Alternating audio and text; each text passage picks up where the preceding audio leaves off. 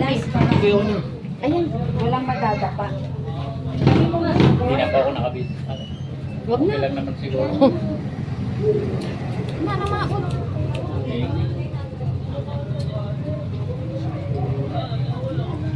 Si father ko muna. O, labas lahat, labas. Eh, blessing ng bahay ni Fe. Wala akong kandila. Ano ka? Wala na. Ay, namatay na. Namatay na guys. Namatay na.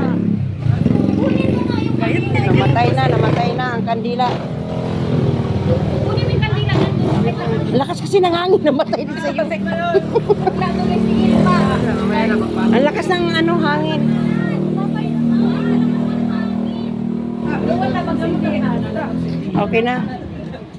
Nak, asan ito ko nandito?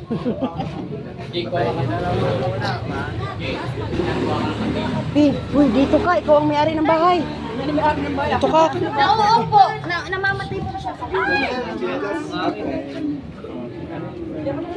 Pwede na yata. Okay din siya. Yung iba, dyan na lang. O, yung iba, dyan na lang daw sa loob.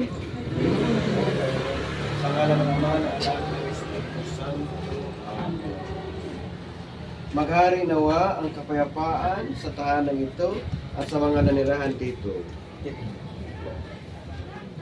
Mga kapatid, halina at makinig sa banal na salita ng Diyos nang magkintal sa ating puso at diwa ang aral sa nagabay na mag-anak sa inyong buhay. Sumainyo ang Panginoon. At sumahin niyo rin. Ang mabuting balita ng Panginoon ayon kay San Lucas.